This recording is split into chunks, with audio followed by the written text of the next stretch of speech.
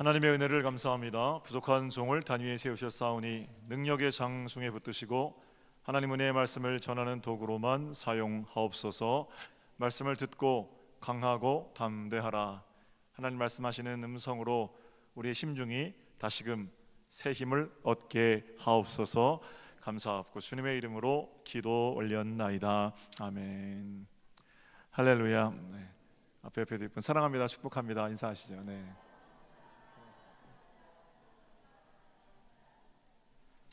장로 야고보의 권면을 통해서 서로 비방하지 말라라는 제목으로 은혜 말씀을 나누겠습니다. 말의 위력은 아무리 강조해도 지나침이 없지요. 말 한마디가 인생을 바꾸는 경우도 있습니다. 선한 말뿐만 아니라 악한 말도 생명력이 있습니다. 전파된다는 겁니다. 전파되면서 부풀려지기도 하고 전파되면서 왜곡되기도 합니다. 선한 말이든 악한 말이든 부풀려지고 왜곡된 정보는 어쨌든 사람을 힘들게 합니다. 입술에 세우는 파수꾼, 기독교인들에게 얼마나 중요한지, 또 그리스도인들은 얼마나 신중한 언어 생활을 해야 하는지, 성경에도 온통 말을 조심하라, 혀를 조심하라 이런 말들이 가득합니다. 그래서 오늘은 우리가 말 안 하며 살 수는 없으니까 기왕이면 어떤 말을 하며 살아야 하는지, 특별히 어떤 말을 버려야 하는지 함께 생각하면서 은혜를 나눌 겁니다. 11절을 보세요. 11절. 형제들아 서로 비방하지 말아라. 형제를 비방하는 자나 판단하는 자는 곧 율법을 비방하고 율법을 판단하는 것이다. 네가 만일 율법을 판단하면 율법의 준행자가 아니다, 재판관이로구나. 비방하지 말아라 이렇게 말씀하시죠. 비방이라는 것은 그 자리에 없는 사람 얘기를 나쁘게 하지 말라는 겁니다. 없는 사람 얘기하는데 없는 사람 두고 이러쿵저러쿵 뭐 나쁜 놈이다, 가치가 없는 놈이다 이런 말 하지 말라는 겁니다. 나쁜 점을 발견했으면 기왕 그 말을 해야 되겠으면 앞에서 하는 겁니다. 앞에서 할 수 없는 얘기를 뒤에 가서 하는 그런 험담, 이런 걸 비방이라고 그러죠. 성숙한 신앙인은 뒤통수에 대고 남 험담하지 않는 사람이겠죠. 남 얘기할 때 그 자리에서 맞장구를 쳐줄지 모릅니다. 앞에 있는 사람이 돌아서면 전부 욕합니다. 왜냐하면 내 앞에서 그 사람 욕하는데 그 사람 앞에서 내 욕 안 하겠습니까? 비방이 습관이 된 사람은 늘 그런 식이기 때문에 친구가 없는 겁니다. 어떤 집사님이 오랜만에 친구들을 만나러 나가셨대요. 지금 눈 뜨세요. 벌써 눈 감으시면 어떡해요? 설교 시작하는데 지금. 친구를 만나러 나가셨는데 화장실을 못 갔다 그냥 오셨답니다. 왜 화장실을 못 갔냐 보니까 5명이 모여서 한 사람이 화장실 가면 그 사람 헐뜯고, 갔다 오면 또 그 사람 헐뜯고, 그래서 내가 화장실 가면 나를 가지고 헐뜯을 것 같아서 화장실 못 가고 그냥 집에 오셨답니다. 그리고는 다시 그 모임에 안 나가신답니다. 비방하는 게 습관이니까 그 나가기가 얼마나 불편합니까? 성경은 비방, 사람 없는 데서 헐뜯는 그 일을 매우 심각하게 다루고 있습니다. 시편 101편 5절에는 자기의 이웃을 은근히 헐뜯는 자를 내가 멸할 거다 이렇게 말씀하시고, 눈이 높고 마음이 교만한 자를 내가 용납하지 않겠다. 그냥 비방하는 사람을 혼내주겠다 이 정도가 아니라 없는 데서 헐뜯는 그 사람을 멸망시킬 거다, 우리 주님께서 말씀하시죠. 바퀴벌레들이 썩은 음식물에 붙어 있다가 불을 켜면 정말 뭐라 그러죠? 감쪽같이 사라지잖아요. 수군수군대고 비방하는 사람들은, 비방하는 자들은 주님의 생명의 빛이 비춰지면 순식간에 소멸되어져 가는 겁니다. 로마서 1장 30절에 하나님을 떠난 인생의 특징들이 열거되어 있는데 불의, 탐욕, 추악, 시기, 살인, 분쟁, 악독 이런 게 다 열거되어 있어요. 근데 그 일과 더불어서 같은 레벨에서 언급되고 있는 게 비방하는 자, 수군수군하는 자. 하나님께서 보실 때는 남 죽이는 거나 비방하는 거나 별로 다르지 않다라는 겁니다. 하나님께서 미워하신다 이렇게도 말씀하시죠. 하나님께서 미워하시는 게 있습니다. 비방하는 겁니다. 도둑질이 더 나쁜가, 남 비방하는 게 더 나쁜가? 여러분 뭐가 나쁩니까? 우리가 지난 한 주간 동안 살아오면서 웬만한 분이 아니시라면, 또 우리 여기 오신 분들은 남이 물건 도둑질하고 그러진 않으셨죠? 우리는 길가에 뭐가 떨어져 있어도 그거 내 주머니에 안 가져가는 사람들입니다. 그러니까 도둑질은 안 했을 거란 말이에요. 주님, 나는 지난 한 주간 동안 도둑질 안 했기 때문에 나는 참 깨끗하게 살았습니다. 우리 입술에 이런 기도가 있어도, 그러나 지난 한 주간 동안 없는 데서 그 사람 험담하지 않은 사람은 찾기 힘들어요. 그죠? 목사님은 그러신지 몰라도 저는 안 그렇습니다. 혹시 그런 분 계세요? 남편과 아내와 또는 친한 사람들과 또 그 친구를 비방하고 험담하는 일, 그런 일들은 하고 오셨을 거란 말이죠. 그러면 내가 남의 물건 안 훔친 도둑질, 훔친 도둑질, 그게 더 나쁩니까? 남 비방하는 게 나쁩니까? 비방하는 게 더 나빠요. 도둑질 당한 사람들은요, 재산 잃어버린 것 때문에 좀 안타깝고 속상하고 막 깨름직하고 그러긴 하지만 도둑질 당했다고 죽지는 않잖아요. 그런데 비방을 당한 사람들은 억울하고 원통해서 죽기도 합니다. 도둑질이 사람을 죽이는 게 아니라 비방이 사람을 죽여요. 오늘도 내가 누군가를 비방하는 말을 했다면 먼저 그 사람은 내 입술에서 죽어서 나간 거죠. 그리스도의 몸인 교회를 무너뜨리는 것은 총칼이 아닙니다. 교회는 총칼이 들어오고 협박이 들어오면 훨씬 더 강하고 단단해집니다. 그러나 교회 내부에 우리 입에서 흘러나오는 비방, 서로를 향한 질시, 이런 것들이 교회 공동체를 무너뜨리는 겁니다. 우리는 지난 몇 년 동안 비방과 험담의 위력을 절감했습니다. 그거 그냥 괜찮은 거 아닙니다. 빨리 버려야 하는 매우 심각한 위험입니다. 좀 더 구체적으로 생각해 볼게요. 왜 이렇게 비방하는 일이 심각합니까? 성도는 왜 비방하는 걸 삼가야 됩니까? 첫 번째, 비방은 사람들에게 상처를 남기기 때문입니다. 도둑질보다 나쁘다고 말씀드렸죠, 그죠? 어떤 의미에서 비방하는 것은 살인하는 것보다 더 나쁩니다. 미드라시에는 이런 말이 있는데, 살인은 한 사람을 죽이는 거다. 그러나 남을 헐뜯는 건 최소한 세 사람을 죽인다. 이렇게 말해요. 미드라시에 나오는 교훈입니다. 살인은 내 앞에 있는 한 사람 죽이는 거잖아요. 그런데 비방은 최소한 세 사람 죽인다. 이게 뭡니까? 먼저 비방 당하는 그 사람은 내 입에서 죽어서 나가는 거죠, 그죠? 그리고 비방하는 그 사람도 역시 살인자니까 자기 자신을 해하는 거고, 동시에 누굴 해쳐요? 내가 비방하는 그 말을 듣는 사람까지 해치는 거예요. 미드라시에 있는 교훈은 굉장히 중요한 교훈임에 틀림이 없습니다. 멀쩡하게 그 사람하고 좋은 관계를 유지하고 있는데요, 누가 옆에 와서 그 사람이 어떻다 내게 들려주기만 하면 그때부터 그 사람 보는 눈이 이상해지는 거예요. 사람 마음이 그래요. 그러니까 비방하는 그 사람도 입으로 살인하니 죽은 자고, 비방당하는 그 이도 죽어서 나오는 거고, 그 말을 듣는 나도 역시 정상적인 관계를 할 수 없으니까 비방이 나쁘죠. 탈무드에는 이런 말도 있습니다. 비방하는 거, 무기로 사람 죽이는 건 가까운 사람들만 죽이지만 비방하는 거는 저 멀리 있는 사람까지 죽이니까 비방이 더 나쁘다는 거예요. 미국에 살아도 독일에 살아도 내 입의 말 한마디로 죽어나갈 수 있는 게 비방입니다. 그러므로 살인하는 무기보다 더 날카롭고 더 위험한 것이 비방이겠죠. 지금으로부터 11년 전에 우리나라를 대표하는 배우가, 최고의 여배우가 자살을 합니다. 그 자살할 때 그녀의 나이가 40살입니다. 40살. 지금 그 집사님이 살아 있었으면 뭐 50대 초반쯤 되겠죠. 왜 죽냐면 신문 기사 때문에 그렇습니다. 그녀는 사채를 하지 않았습니다. 그녀는 돈을 빌려주고 닥달한 적도 없습니다. 그런데 그녀에 대해서 사채로 뭐 돈을 빌려주고 닥달하고 이런 어떤 악의적인 소문이 신문과 인터넷 댓글을 통해 퍼지게 됩니다. 자살은 어떤 식으로든 미화될 수 없고요. 또 자살하고 난 사람들의 그 남은 사람들의 상처를 생각하면 그분이 잘했다 이렇게 도전할 생각은 전혀 없습니다. 그럼에도 불구하고 그녀를 죽음으로 몰고 간 것은 인터넷 신문 기사와 댓글들과 비방이라는 것은 분명해 보입니다. 경찰 조사 과정에서 단 3명이 저지른 짓이라고 그래요. 국민 배우였으니까 좋아하던 사람이 몇백만 명은 됐을 거예요. 그죠? 최소한 몇백만 명은 됐을 겁니다. 그 최모 여배우를. 그 사람도 나를 좋아하는 몇백만 명의 사람들에게 말에 귀를 기울였다면 괜찮았겠죠. 근데 그 단 3사람 시작한 인터넷 댓글 그 나쁜 짓, 거기에 마음을 그게 잘 소화가 안 됐던 거예요.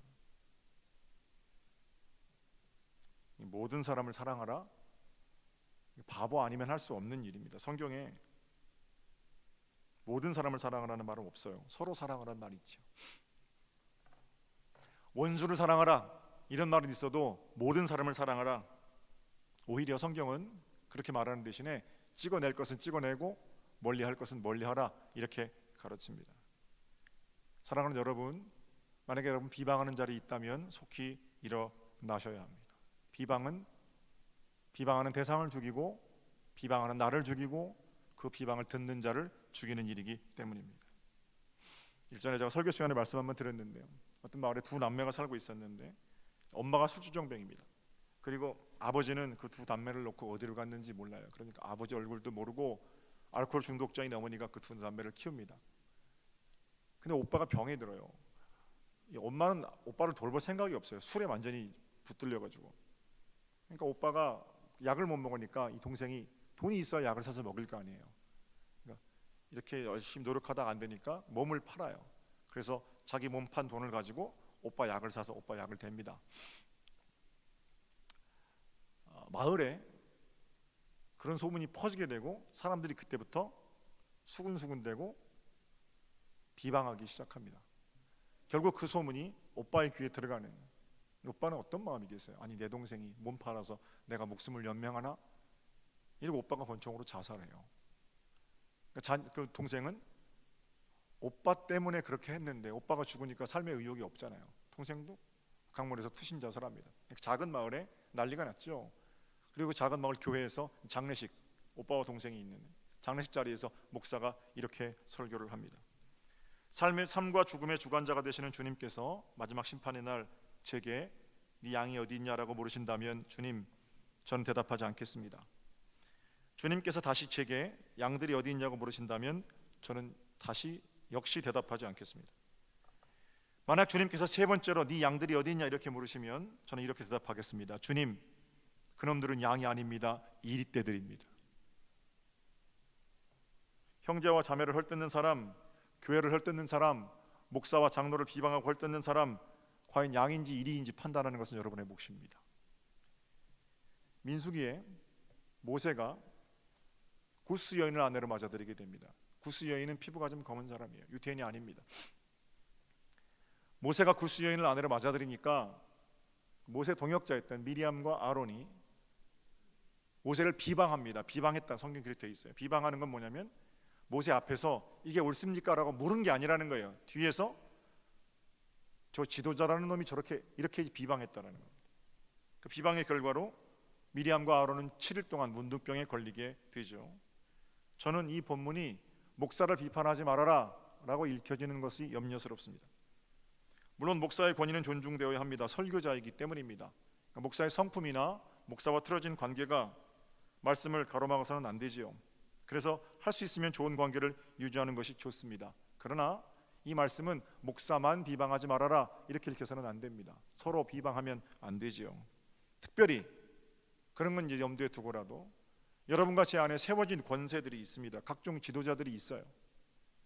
내 마음에 들 수도 있고 안 들 수도 있습니다만 정당한 비판이 아니라 수군거림과 비방은 지도자에게 타격일 뿐 아니라 지도자를 따르는 모든 사람들을 하찮은 사람으로 만들어 버리는 겁니다. 내 입에 한마디로 그렇게 할 수 있다라는 거예요. 그러니까 무서운 거죠. 역대 대통령들에게 차마 입에 담기 어려운 별명들을 붙여 부르죠. 제가 설교 시간에 이렇게 말씀드려 죄송합니다. 이명박 대통령에게는 쥐박이라고 그러고 박근혜 대통령에게는 닭근혜라고 그러고 지금 문재인 대통령에게는 문죄인 뭐 그러잖아요. 대통령 앞에서 그 말 할 수 있습니까? 아니잖아요. 그럼 그건 내가 뒤에서 비방하는 거죠. 여든 야든 그런 식으로 세워진 권세들을 비아냥거려서야 이 나라 이 민족이 바로 설 수 있겠습니까? 기독교인들은 그러지 말아야죠. 서슴없이 그러니까 내가 그렇게 싫어하는 반대쪽에 있는 정치적 입장을 가진 사람들하고 나하고 똑같은 짓을 하는 거예요.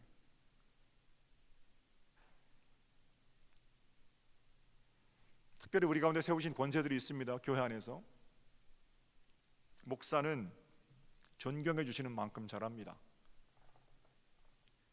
목사가 교만해져서 우쭐대고 뭐 자기는 흠이 없다 이런 식으로 건방을 떨지 않는 이상, 목사가 자기를 성찰하고 끊임없이 겸손하게 하나님 앞에 무릎 꿇고 살아가는 이상 목사는 존경해서 사랑해서 키우는 겁니다. 제가 뭐 제 입으로 민망하게 여기 존경해 주세요 이렇게 말하겠습니까? 아니에요. 그래야 신앙생활 질서가 생겨지는 겁니다. 장로님들은요, 그런 게 무슨 장로냐 이런 말 가지고 교회가 절대로 발전할 수 없습니다. 흠이 있지요. 그러나 그 흠대로 덮어주고 사랑해주고 존경해주면 우리 장로님들이 교만해서 우쭐대실 장로님들은 아닙니다. 섬김으로서 낮아지고 교회 공동체를 세워내는 복된 일로 쓰여지려면 장로님들, 속장님들 존경해 드려야 합니다. 기껏 좋은 속장님에게 맡겨놨더니 우리 속장은, 다른 속장은 어떤데 우리 속장은 꼭 그런 말을 하는 사람들이 그런 말을 해요. 속장님 입장에 제가 말씀을 드리면 다른 속도는 안 그럽니다. 본인만 그러지. 비방하는 말을 가지고 공동체를 세워낼 수 있다는 것 자체가 착각이에요. 아직도 내가 깨어지고 부서지지 않은 겁니다. 사랑하는 여러분, 지난 3년 동안 우리는 참 많은 아픔을 겪었어요. 누구 책임 말하기 이전에 이 좋은 교회에서 각종 비방의 소리에 우리의 귀와 입을 내어준 흔적들 있습니다. 부디 양과 늑대를 구별하시고 아직도 비방하는 자리에 있다면 속히 탈출하셔서 여러분의 가정을 그리고 우리 교회를 하나님 나라로 만들어가는 복이 있으시기를 우리 주님의 이름으로 축복합니다. 비방 가지고는 안 돼요. 자, 두 번째, 비방이 왜 위험한가? 바로 비방하는 자가 하나님의 자리에 앉는 것이기 때문에 비방은 위험합니다. 인간의 자리는 하나님께서 우리에게 주신 율법을 지켜 행하는 자리입니다. 율법을 가지고 심판하시는 일은 하나님께서 하시는 일이지요. 가만히 들어보면 비방하는 사람들의 이야기는 비방하는 그 자리에서 자기가 재판관입니다. 그 사람은 안 된다, 이미 그럴 때부터 알아봤다, 마음속으로는 그 사람은 10년짜리 20년짜리 사형 이렇게 언도하고 있는 재판관 노릇을 내 입술이 하고 있다라는 겁니다. 그런 사람들은 하나님 말씀대로 그들의 헤아리는 그대로 헤아림을 받게 될 겁니다. 11절을 볼까요? 다시 한번, 형제들아 서로 비방하지 말라. 형제를 비방하는 자나 판단하는 자는 곧 율법을 비방하고 율법을 판단하는 것이라. 네가 만일 율법을 판단하면 율법의 준행자가 아니라 재판관이로구나. 서로를 비방하는 것이 왜 율법을 비방하는 겁니까?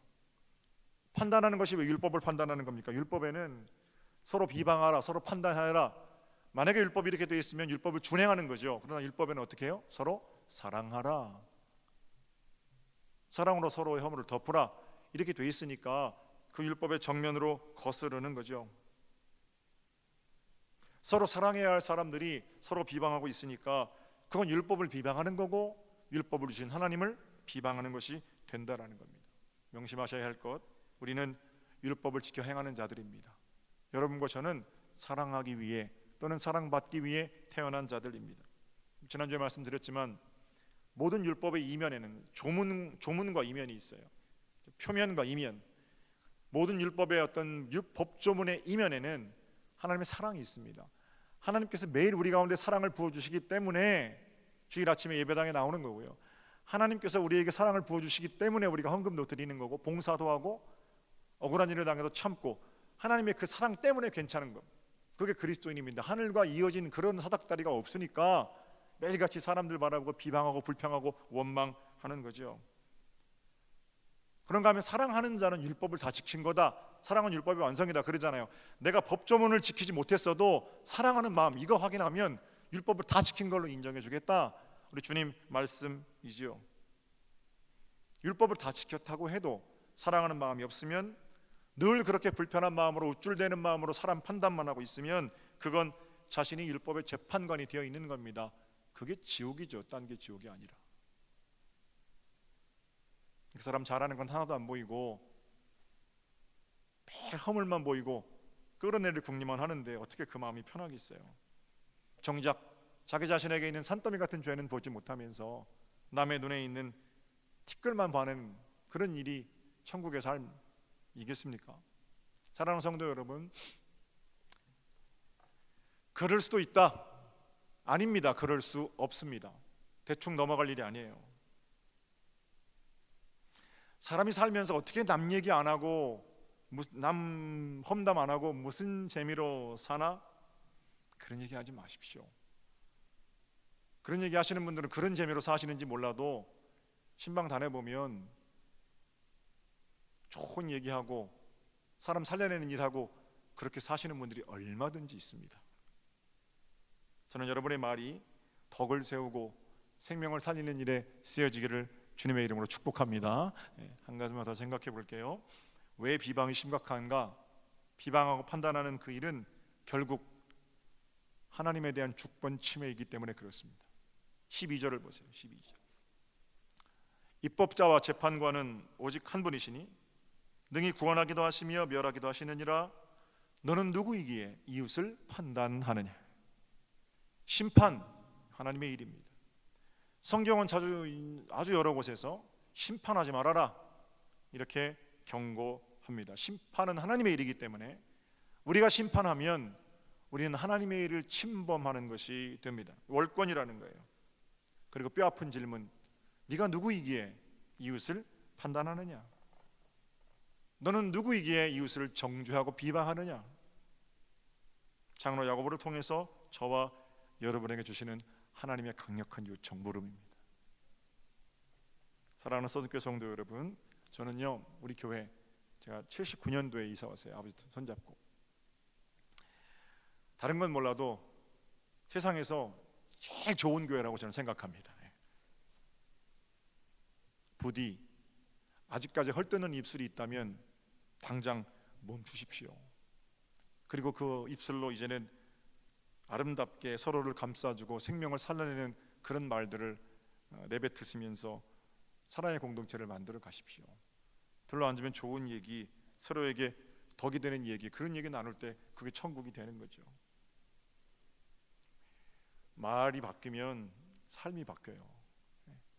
말이 바뀌지 않고 삶이 바뀌는 법이 없어요. 말 한마디만 바꿔도 비방하는 말 내려놓고 칭찬하는 말 하기 시작하면. 안양교회에 이제 이명택 목사님 계신데 그분이 간증을 이렇게 하시더라고요. 그 임 목사님 아버지도 목사님이시거든요. 신학 공부를 늦게 하셔서 목회하시다가 일찍 은퇴하시고 임 목사님 그다음 연천에 목회하실 때 연천에 와서 그 아들 목회를 도와줬다고 그래요. 그 교회에서는 무위탁 노인들을 모셔다가 시설에 갖다 모셔다 드리고 시설 끝나면 다시 대거로 모셔다 드리고 이런 일들을 이제 했는데 그 원로 목사님이 봉고차를 끌고 그렇게 이제 어른들을 왔다 갔다 모셔다 드렸답니다. 연천이 겨울에는 엄청나게 춥다네요. 겨울에 차를 타고 다 이제 시설에 또 집에 내려드리고 혼자 차를 몰고 오시다가 미끄러워서 차가 전복이 돼요. 그리고는 그 노인이 차와 함께 이제 부르고 여기저기 부러지고 그래서 병원에 입원하시게 됩니다. 병원에 입원했는데 재밌는 얘기였어요. 교인들이 오셔서 이제 또 친구들이 와서 던지는 위로의 말 있잖아요. 근데 팔도 부러지고 다리도 부러지고 다 매고 있으니까 그 노인이 얼마나 힘들어요. 아프고 힘들어 죽겠는데 회개를 많이 했대요. 그 목사님이. 왜냐면 친구들이 와서 이 목사 얼마나 힘들어 이렇게 하면 되는데 그러게 내가 뭐라 그랬어 이 말이 진짜 듣기가 싫더래요. 위로한답시고 자기가 이제 회개가 되는 거예요. 평생 목사로 신방 다니면서 그저 위로하고 기도만 하면 되는데 꼭 병원에 가가지고 그래 똑바로 살라고 했잖아요. 뭐 이러니 힘들어 죽겠는데 와서 고작 한다는 말이 똑바로 옳은 말이죠. 옳은 말. 욥의 생각, 욥기 생각에는 옳은 말이라도 내 심장을 갉아먹는구나. 욥의 어떤 말이 생각나고 굉장히 힘들었다고 그러더라고요. 어쨌든 그 임 목사님 아버님이 너무 병원에서 힘들었대요. 갈 때마다 아버지 어떠세요? 임 목사 힘들어 죽겠다. 아버지 어떠세요? 돌아가시지도 않고 이렇게 힘들어 있는데 어느 날은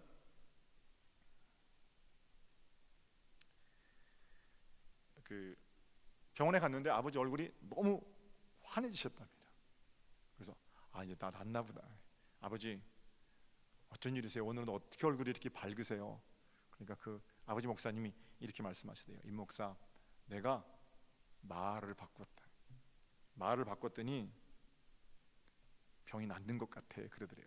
어떻게 말을 바꾸셨는데요? 내 목사로 살면서 평생 목사로 살았는데 너무 아프니까 죽겠다 죽겠다 죽겠다 계속 그랬대요. 죽겠다. 어떻게 바꿨냐면 그걸 조금 늘려가지고요, 죽겠다 죽게 했다 죽게 했다 그랬대요.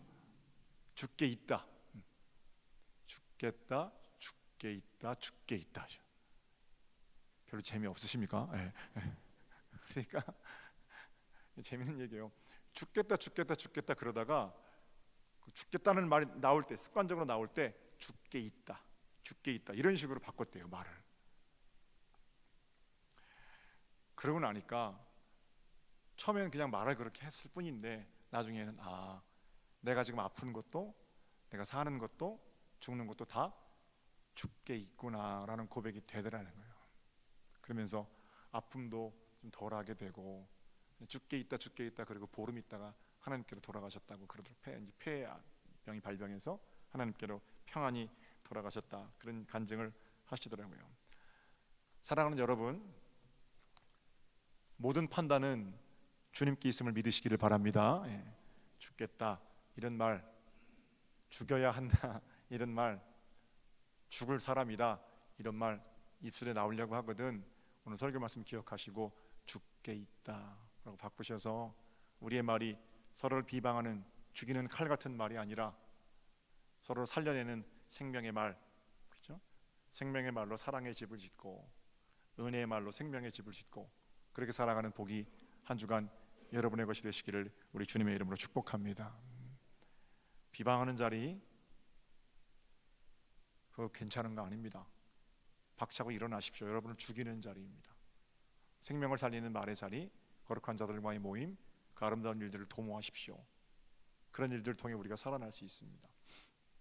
이제 앞으로 저한테 상담으로 오셔서 저 얘기를 나누시다가 제가 대꾸도 안 하고 가시죠 그렇게 문을 열어 드린다면, 아니면 제가 얘기를 듣다가 없어진다면 다른 성도 비방하고 헐뜯는 거 듣기 싫어서 제가 간주하십시오. 한 주간 여러분이 모이는 자리마다 생명의 집, 사랑의 집, 은혜의 말로 지어지는 복된 집으로 은혜 가득하기를 다시 한번 주님의 이름으로 축복합니다. 자, 기도드리겠습니다. 하나님의 은혜를 감사합니다. 서로에게 상처를 주는 비방, 우리의 입술에서 죽었사오니 이제는 비방하는 말이 아니라, 비아냥거리는 말이 아니라 생명의 말, 사랑의 말, 의료의 말 품고 사는 저희들이 되게 하여 주시옵소서. 하나님의 재판관의 자리에 우리가 앉는 것이 아니라 하나님께서 주시는 율법을 준행하는 자로 온전히 우리 입술과 팔과 다리가 사용되기를 원하오니 이번 한 주간 우리가 사는 자리가 우리 입에 내뱉은 은혜의 말로 생명과 사랑의 존재의 집이 되게 하여 주시옵소서. 감사하고 주님의 이름으로 기도 올렸나이다. 아멘.